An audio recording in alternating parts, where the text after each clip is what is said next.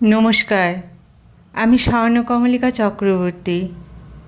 আমার লেখা যে গল্পটা এখন পড়ব সেটার নাম হচ্ছে নাম। যেখানের জিনিস সেখানে, মানে সঠিক জায়গায় থাকলে কারোর কোনো অসুবিধা হয় না, কিন্তু বাস্তব হচ্ছে মানুষ কখনো কখনো কাজ শেষ হবার পর সেই যথাস্থানটা খুঁজে পায় না, এবং সামনে যা নজরে পড়ে সেখানেই সেই জিনিসটার ঠাঁই হয়। পরে যখন দরকার পড়ে তখন খোঁজ খোঁজ, কিন্তু খুঁজলে কি হবে? প্রয়োজনীয় বস্তু তখন ধরা দিতে চায় না, অধরাই থেকে যায়। কুম্ভকর্ণ স্নানে যাবে, নিজের তোয়ালেটা খুঁজে পাচ্ছে না। এদিকে অফিসে দেরি হয়ে যাচ্ছে। নতুন বিয়ে হয়েছে, এখনই বউকে যদি আসল রূপ দেখায় তবে তো বউ ট্রলি গুছিয়ে যে বাপের বাড়ি যাবে আর আসার নাম করবে না। অতএব অর্ধ মিঠা স্বরে ব্রজবালাকে বলল সে কি করে স্নান করবে, তোয়ালে মিসিং। বউ অর্ধ কোকিল সুরে বলল, থানায় কি ডায়েরি করতে হবে? অফিসে যাবার দেরি হয়ে যাচ্ছে, ডিউটো তোয়ালে, এটাকে মানা যায়? নতুন বউ তাই টন্টিংটা হজম করল।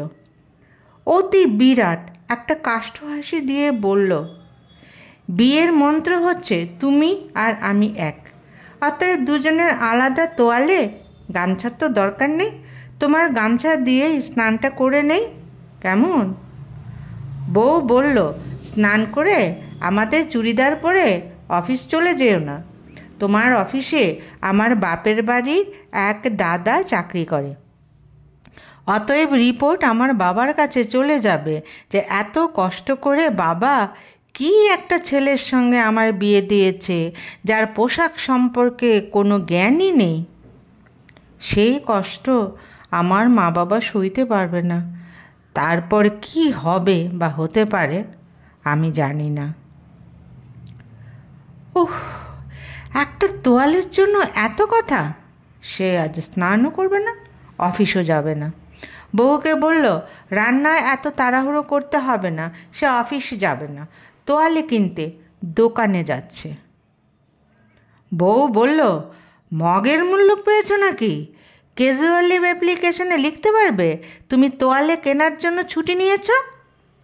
অবশ্য সিএল নিতে কয়জনা সত্যি কথা উল্লেখ করে। যাও, আমার গামছাটা দিয়ে স্নান করে সুবোধ বালকের মতো অফিস যাও। আজকের ছুটিটা আমার জন্যে বরাদ্দ রইল, যেদিন আমি বলবো সেদিন এই ছুটিটা নেবে। পরে আবার ভুলে যেও না যে নিজের তোয়ালে ঠিক জায়গায় রাখতে পারে না সে কতটুকু মনে রাখতে পারবে কথা আমার সন্দেহ আছে। এমন বউয়ের পাল্লায় পড়ে সুবোধ বালক না হয়ে উপায় আছে? ছোটবেলায় পড়েছে গোপাল অতি সুবোধ বালক। সেই কুম্ভকর্ণ এখন এই পর্যায়ে চলে এসেছে। নাম, নামে কি আসে যায়? নামে কি কি হতে পারে সেটা মনে হয় ওর জীবনে যা হয়েছে আর কারোর জীবনে হয়নি। ছোটবেলা সে নাকি মাকে একদম জ্বালাতন করেনি, আর জ্বালাতন করবে কি করে? সে শুধু খেত আর ঘুমিয়ে থাকতো, তাই ঠাকুমা আদর করে নাতির নাম রেখেছিল কুম্ভকর্ণ। স্কুলে ভর্তি হলো সে, বন্ধুরা সবাই ওকে বলতে লাগলো, কিরে তুই পড়াশোনা করবি কি করে, তুই তো ঘুমিয়েই থাকবি। স্কুলের স্যার ম্যামরা বাবাকে বলল, বিশ্ব ব্রহ্মাণ্ডে আর নাম খুঁজে পেলেন না? সে যদি স্যারের পড়া না শুনে ক্লাসে ঘুমিয়ে থাকে তবে কিন্তু আমরা ওকে স্কুলে রাখবো না। বাবা বললেন, গোলাপকে যে নামেই ডাকুন সে ওর গন্ধ ছড়াবেই, তাই ওর নাম ওর ঠাকুমা রেখেছিলেন, আমরা কিছু বলিনি। তবু যদি আপনাদের সন্দেহ থাকে তবে 1 মাস দেখুন, যদি অভিযোগ আসে তবে আমি ওকে এই স্কুল থেকে ছাড়িয়ে অন্য স্কুলে নিয়ে যাব। বেসরকারি স্কুল, কোনো সমস্যা হবে না। সে পড়াশোনায় তুখোড় ছেলে, আর ঘুম যত বড় হচ্ছে তত ওর ঘুম কমছে। কাজেই 1 মাস নয়, 1 সপ্তাহ পরেই প্রিন্সিপাল বললেন, কুম্ভকর্ণ ক্লাসের সেরা ছেলে, যেমন পড়াশোনায় তেমনি খেলাধুলায়। সরস্বতী নামের একটা মেয়ে প্রচণ্ড ফাঁকিবাজ, কিচ্ছু পারে না। কাজেই ওর মা বাবাকে ডেকে ওকে অন্য স্কুলে ভর্তি হবার কথা বলা হবে। বাবা প্রিন্সিপাল স্যারের কথা শুনে অল্প হাসলেন, বললেন, আমি তো বলেছিলাম নামের সঙ্গে ওর কামের কোনো মিল নেই। সে ভীষণ সিরিয়াস।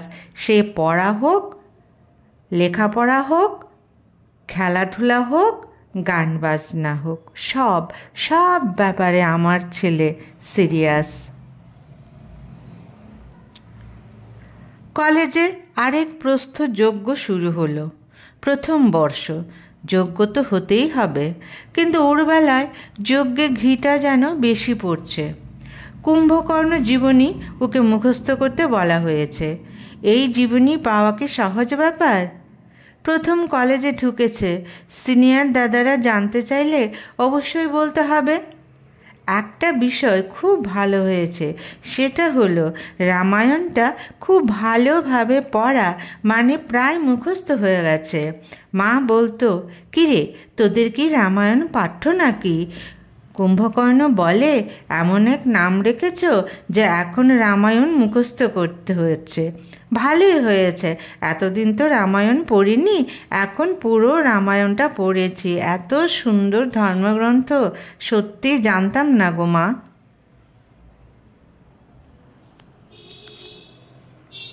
অফিসে পাশের টেবিলে শ্রীকান্ত বলল, কিরে আজ তোর কি হয়েছে? ভালো করে কাজ করছিস না? নতুন বউ ঘরে, নিশ্চয়ই ঝগড়া করে এসেছিস। শুধু শুধু ঝগড়া করলে পরে দেখবি এমন মন খারাপ হয় যে কোনো কাজে মন বসাতে পারবি না। শ্রীকান্ত আর সে একই বছরের, চাকরিও একই সঙ্গে পেয়েছে, তাই দুজনের বন্ধুত্ব অন্য সবার চেয়ে আলাদা। শ্রীকান্ত একটু আগে বিয়ে করেছে, তাই বিয়ের ব্যাপারে ওর অভিজ্ঞতাটা ওর থেকে একটু বেশি আছে। কুম্ভকর্ণ বলল, না রে, আমি কিছু বলিনি, উল্টে আমার বউ আমাকে 10 কথা শুনিয়ে দিয়েছে। এখনও যদি এমন হয় তবে ভবিষ্যৎ ভেবে ভয় পাচ্ছি রে। শ্রীকান্ত বলল, দূর বকা, মেয়েদের মন বুঝতে হয় রে। আজ অফিস থেকে যাবার সময় ওর জন্য সবচেয়ে দামি একটা চকলেট নিয়ে যাবি, তাহলে আর কথা শোনাবে না।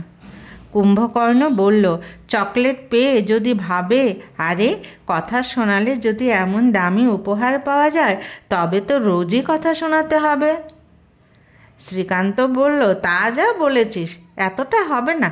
তবে নতুন বউ একটা চকলেট খাওয়ালে দেখবি তার কত ফল পাচ্ছিস। কর্তা অফিস চলে গেছে, মনটা কেন জানি হু হু করছে। ভাববে এক ঝোঁকরুটে বর বিয়ে করেছে কুম্ভকর্ণ। এখনও তো দুজনকেই তেমনভাবে চেনাই হয়নি, আস্তে আস্তে হবে, মাত্র তো বিয়ে হয়েছে। প্রথমে যদি এমন ঝগড়া শুরু করে দেয় তবে তো ভয়ের চোটে পতি দেবতা কোনো কথাই বলতে চাইবে না এবং কথা বলাই বন্ধ করে দেবে। আজ অফিস থেকে এলে সরি বলতে হবে। তোয়ালেটা স্নান করে এসে কোথায় ফেলেছে এখন সমস্ত ঘর খুঁজতে হবে। নিজের জিনিস দিয়ে স্নান করার মজাই আলাদা। সে যেমন ওর নিজের গামছা ছাড়া শরীর মুছে আরাম পায় না, তেমনি সবার ক্ষেত্রে এই নিয়ম প্রযোজ্য। সেজন্যই প্রথম থেকে সে তোয়ালেটা খুঁজছিল, কারণ সে তো তোয়ালে দিয়ে স্নান করে।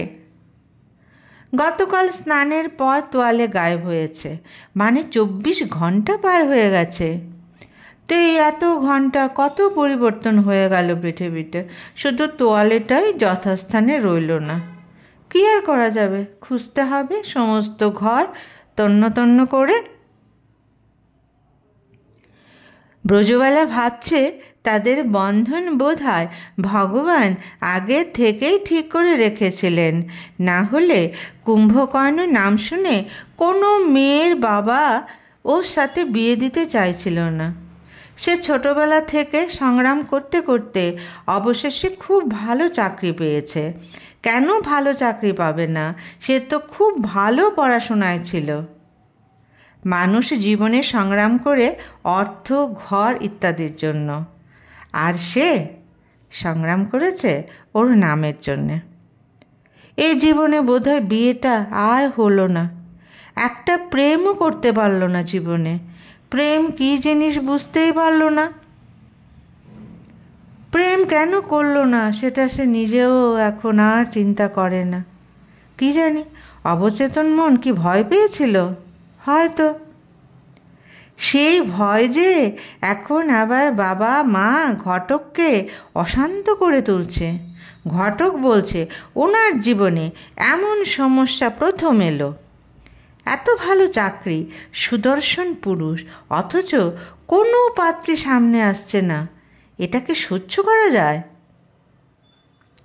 এদিকে ব্রজবালার বাবাও মেয়ের জন্য পাত্র খুঁজছেন।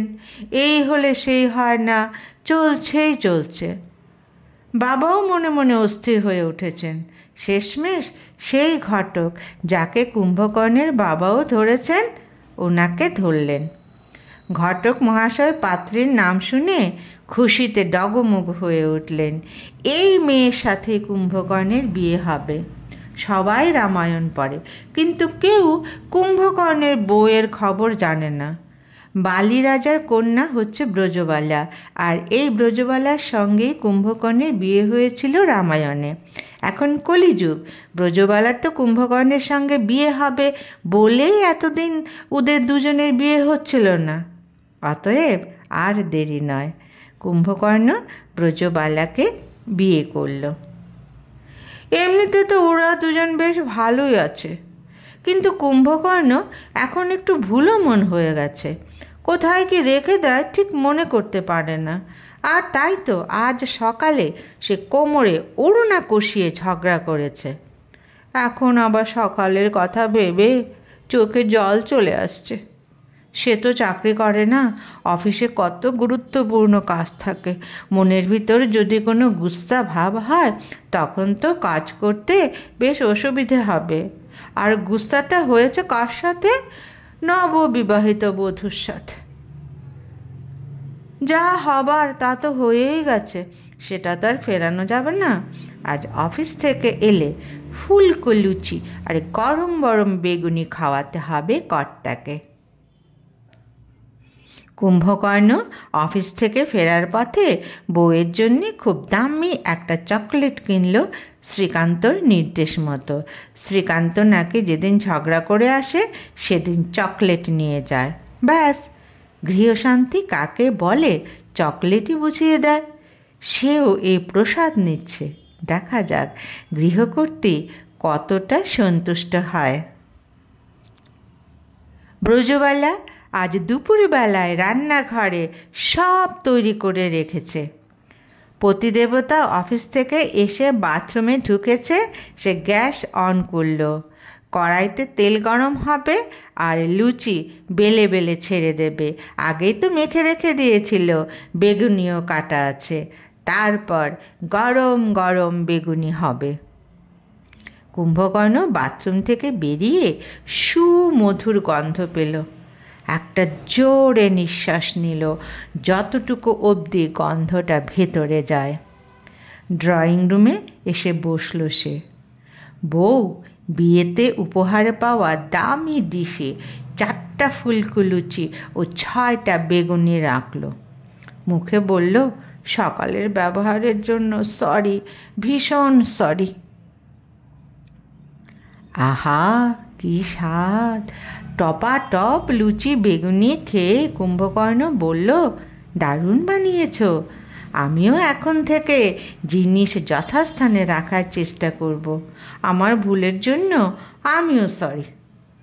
তুমি আমাকে এত স্বাদের জিনিস খাওয়ালে, আমিও তোমার জন্য গিফট এনেছি। সে গিয়ে ব্যাগ থেকে চকলেট বার করে বউকে দিল। বউ বলল, আমার প্রিয় চকলেট, ধন্যবাদ। সারা দিন সব ঘর খুঁজেও তোয়ালে পাওয়া যায়নি। ব্রজবালা রাতে ঘুমবার সময় বেড কভার তুলে বালিশ ঠিক করতে গেছে, দেখে দুই বালিশের মাঝখানে সেই ভিজে তোয়ালে। বালিশ দুটো একটু ভিজে গেছে, গতদিন থেকেই যে এই তোয়ালে এখানে আছে। দুজনার দিকে তাকালো। তারপর হো হো করে দুজন হেসে উঠল। তারপর অনেক অনেক অনেক কিছু হলো, যা বলা যায় না, অনুভব করার। তাদের যে নতুন বিয়ে হয়েছে, অনেক অনেক কিছু তো হতেই হবে, হয়েছেও, হচ্ছেও। নমস্কার।